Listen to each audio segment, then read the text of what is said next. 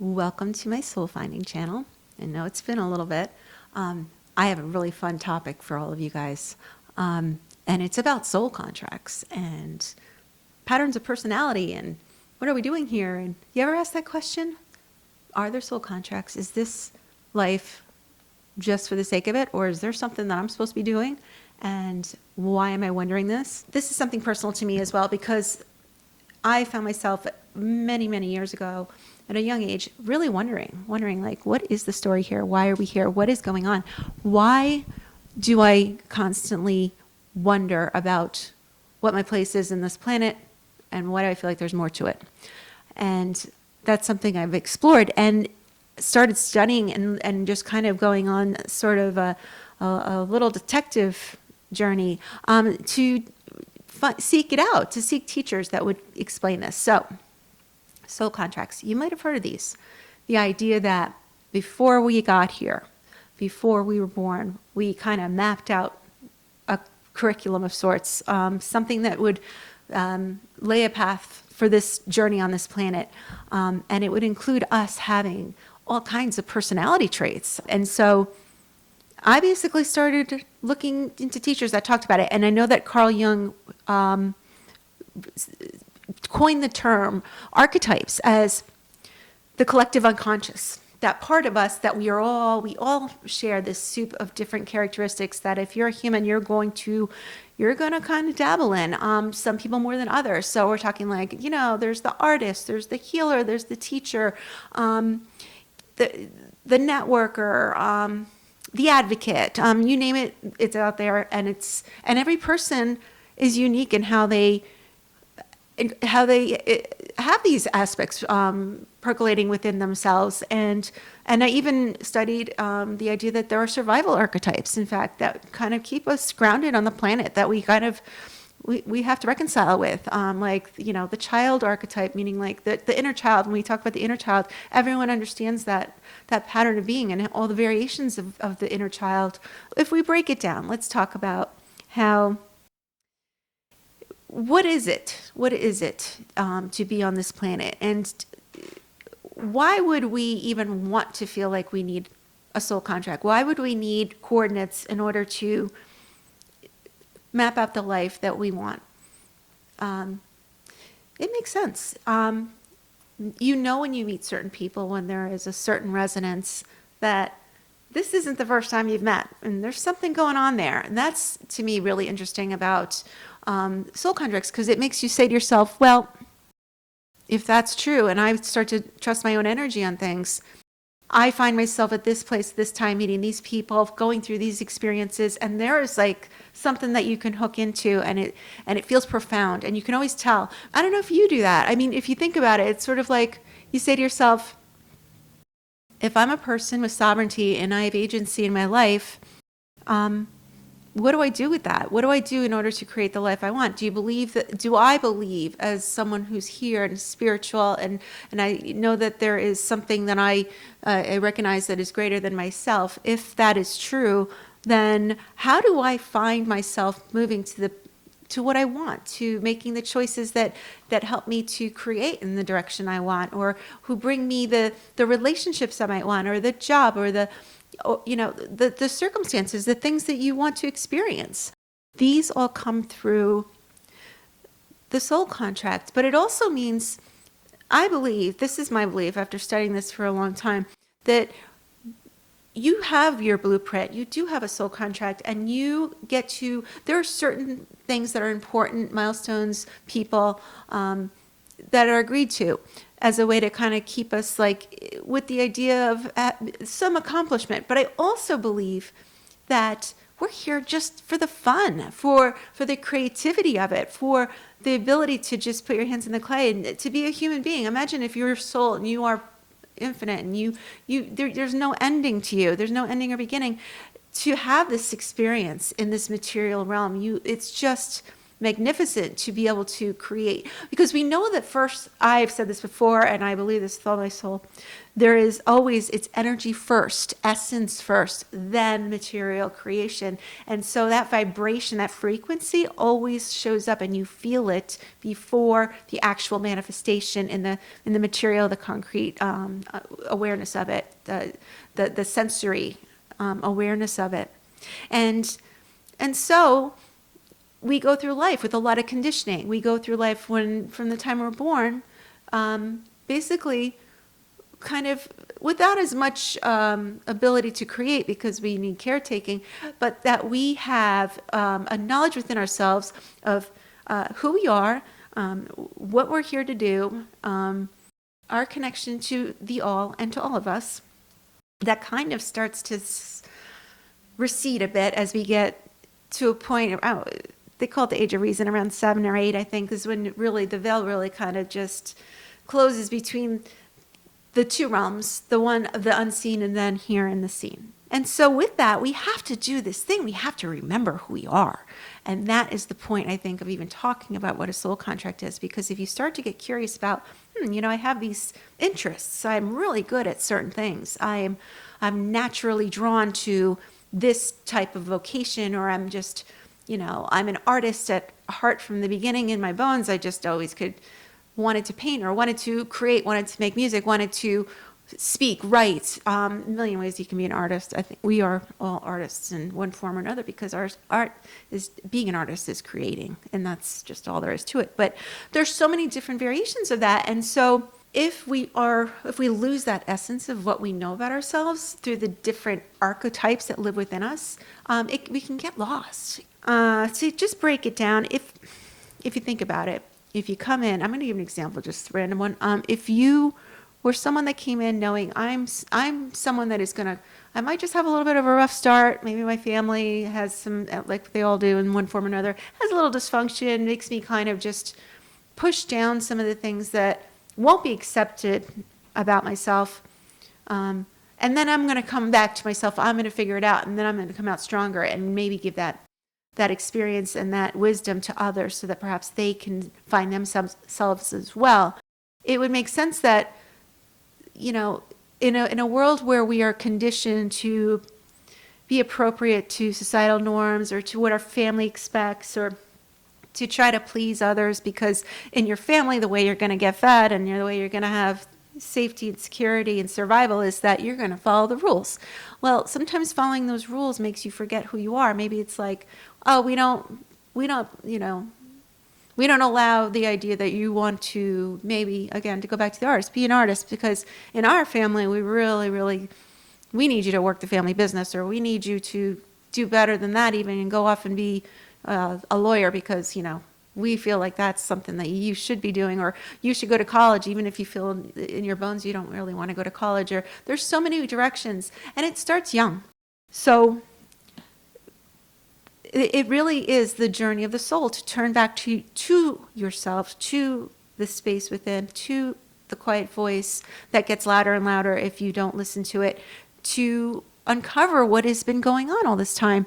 And so the idea being, you are you, things happen that make you push things down, and then what happens when you push something down? It goes into the shadow, it goes into the unconscious, and it's forgotten. And ultimately, it's like a beach ball. You can't keep it down forever. It is going to find its way bouncing up. That is what would be projection, or when we're triggered by people around us, by situations that make us somehow have a perfect hook to have someone mirror back, hey, this needs, look alive, this is coming back, this is something within you to be looked at. It might be your own sense of empowerment. It might be that you just start to realize that you're living a game that is not yours because someone else needs you to. It's such a common experience that it's worthy of paying attention to. If you find yourself not feeling like yourself anymore, that means you are changing and you're evolving and you are moving into something that requires you to get uncomfortable. You're the common denominator, and when I say you, I mean me too. I I always get curious if I get triggered or if I feel like I'm projecting. I try to be really careful.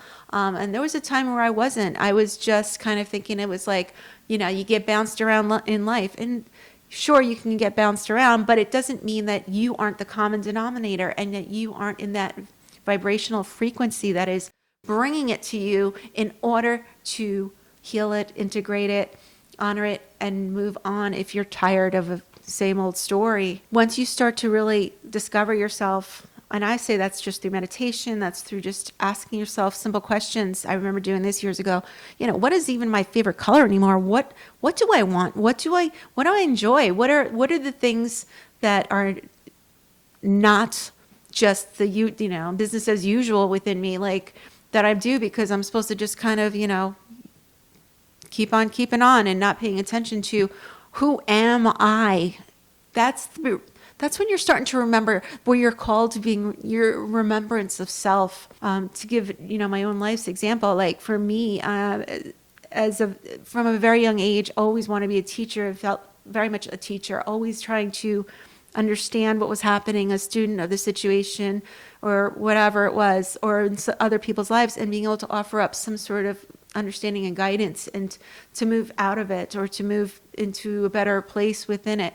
And so when I did go into teaching and I got my elementary education degree and then subsequently stayed home with my kids, I found it to be difficult to not be a teacher because that to me is one of my strongest archetypes. It's just who I am. It's how I operate. So I wound up finding, because I was trying to take care of myself again, like to just keep myself moving and creating, I went into fitness and I went into as a means of staying very grounded and staying connected to myself.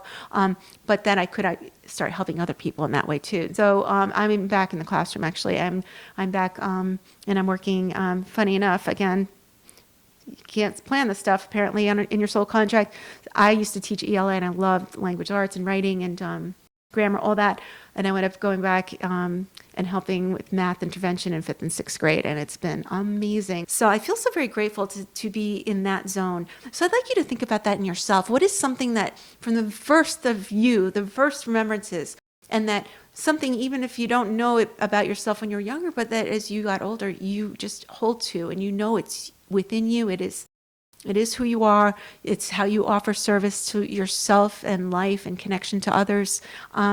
Those are archetypes. They are valuable to become aware of and to give honor to and to reflect within your own inner being and your own self, saying to yourself, this is who I am. How can I utilize this? And it doesn't always mean you have to be out in the job doing it, but there's got to be a way to channel it, because I think what happens, I do believe this, that if you do not go into that mode, you're going to find yourself going rogue on people, probably pissing them off, honestly, because you're jumping in where you shouldn't. And that's where the archetype within you is just running the show, and you are not leveraging it the way that it really needs to be honored, again, to help yourself.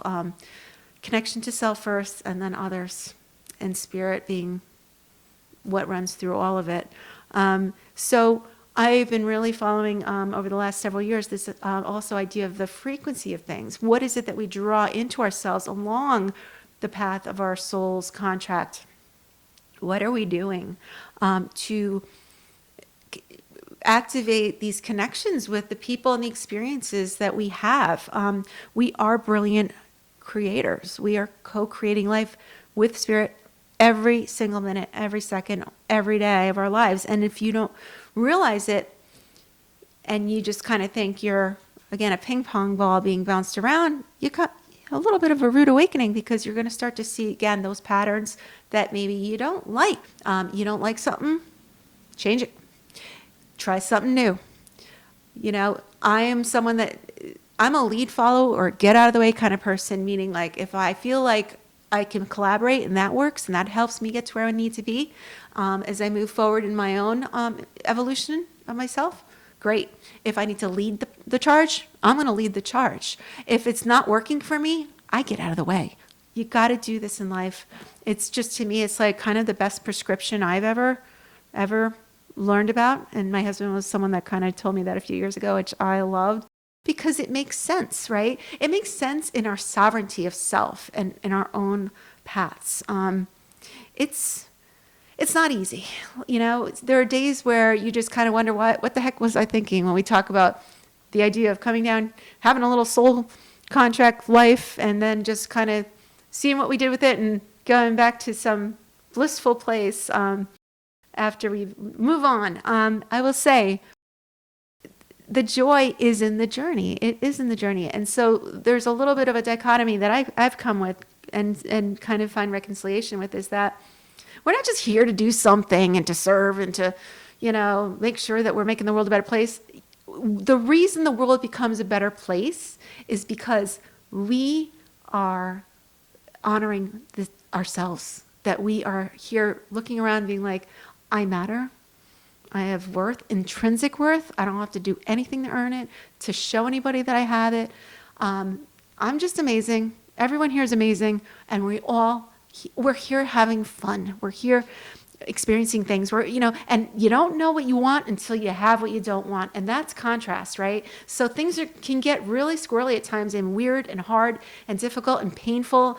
But the other side of it is all the beauty, all the satisfaction, the joy, the fun of being able to be a part of this expansive, beautiful, beautiful, beautiful life experience that is such a gift, a total gift. And so I wanted to do just a little reading. As I was preparing for this, the messages I was getting from my guides, and it was just like, it wasn't a long one, but it was like it's infiltrated so much of what I'm speaking to here. It was like I was getting kind of like patted to be like, everyone needs to remember who they are. Remember who you are.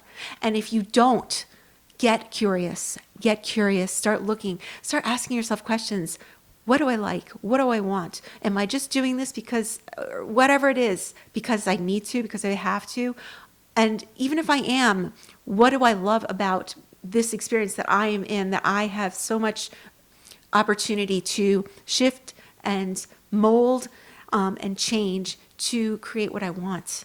And where am I in that? It's all of our responsibility, I would say. It's our responsibility, because when we take care of ourselves, and I've said it before and I will say it again, this is such an important message. When we take care of ourselves, everyone gets better. Everyone benefits. If you take care of yourself, you can have hard conversations and the other person can leave feeling better, and you can feel better, even if you don't like being someone that confronts or has to deal with confrontation, because you're taking care of yourself and you're being honest. And people, more than anything, appreciate authenticity, honesty, just knowing that you're with someone that is on firm ground. That modeling of behavior and that love of self always changes the people around you. Always. We know that as parents. We try so hard to model things, but truly it's not just modeling the behaviors, it's modeling the love of self, knowing that things are always working out for us. We are worthy. We are loved. We are so capable. We are so supported. We are guided. And our number one job is to love ourselves, ground into that, use that as a way to connect to others. It all becomes a beautiful circle. And so that's my message, guys. One other thing I would like to add, since I brought this up, focus is really when you focus on what you want in a way that you feel empowered and you feel like you deserve to have it and you're worthy of it, and that everyone else is as well, things just open up. They just do. And life has a way of getting really, really fun and exciting. So I love you all. Thank you so much for sticking around for a little bit with me. And I really look forward to the next one. I have to see what my guides want. Remember yourself. Don't forget. Do not forget. You were meant to remember. All right. Mwah. Bye.